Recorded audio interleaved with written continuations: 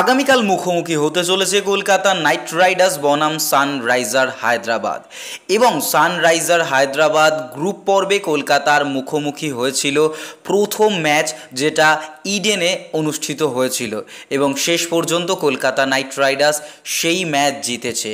পরবর্তীতে Kolkata Knight Riders এই মুহূর্তে কিন্তু লিগ টেবিলে শীর্ষস্থান অধিকার করে তারা গেছে পরবর্তী পর্বে। লিগ টেবিলে দ্বিতীয় স্থানে থাকা হায়দ্রাবাদ এই মরশুমে নিজেরাই রেকর্ড তৈরি করছেন এবং পরবর্তীতে সেই রেকর্ড তারা ভাঙছেন। কলকাতা নাইট রাইডার্সকে কোন দিকগুলোতে বেশি নজর দিতে হবে এই ভয়ঙ্কর হায়দ্রাবাদের বিরুদ্ধে? প্রথম পয়েন্ট যেটা অবশ্যই নজর রাখতে হবে, কলকাতা নাইট রাইডার্সের এগেনস্টে সানরাইজার হায়দ্রাবাদে অভিষেক শর্মা এবং ট্রেভিস হেড, দেশীয় বিদেশি এই ওপেনার জুটি দুর্দান্তভাবে প্রেসারদের বিগ হিট করছেন। অর্থাৎ এই জায়গায় কলকাতা নাইট রাইডার্সকে একটু গেম চেঞ্জ করতে হবে সুনীল নারিন এবং বরুণ চক্রবর্তীদের দিয়ে, কারণ দেখা গেছে ক্রমাগত ট্রেভিস হেড, অভিষেক শর্মা বা পরপর ওপেন থেকে শুরু করে মিডল অর্ডার অবধি সানরাইজার হায়দ্রাবাদে ব্যাটাররা কিন্তু গতির হেরফেরে একটু সমস্যায় পড়েন, তবে পেস বলের এগেনস্টে তারা যথেষ্ট বিগ হিট করেন। সেখানে গতির হেরফেরের জন্য আন্দ্রে রাসেলকে ইউজ করা যেতে পারে। হায়দ্রাবাদের এই বিগ হিটারদের দুই ওপেনার ছাড়াও রাহুল ত্রিপাঠী, নীতিশ রেড্ডি, হেনরি ক্লাসেন, আব্দুল সামাদরা রয়েছেন।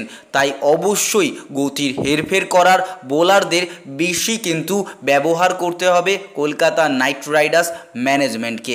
বিশেষ করে Kolkata Knight Riders mentor Gautam Gambhir এ বিষয়ে নজর দেবেন বলেই মনে করা হচ্ছে। বোলিংয়ে পাওয়ার প্লেতে যত কম রানে আটকে রাখা যাবে তত বড় রানের সম্ভাবনা সানরাইজারের কম হবে, কারণ পাওয়ার প্লেতে দুর্দান্তভাবে বড় হিট আমরা দেখতে পাই সানরাইজার হায়দ্রাবাদের ওপেনারদের থেকে এবং পরবর্তীতে সেই রান রেটকে তারা কন্টিনিউ করেন এবং যাতে করে বড় রান তারা কিন্তু ছুঁয়ে ফেলেন।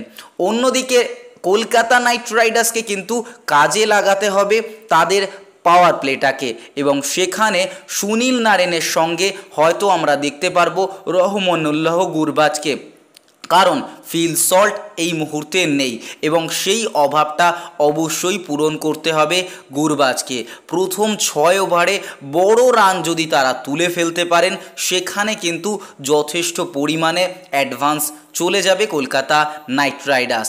তবে তাদের যে প্রেশার আক্রমণ রয়েছেন বা পেস বোলাররা রয়েছেন তারা কিন্তু যথেষ্ট ভয়ঙ্কর। এই তালিকায় রয়েছেন ভুবনেশ্বর কুমার, প্যাট কামিন্স, টি নটরাজনরা।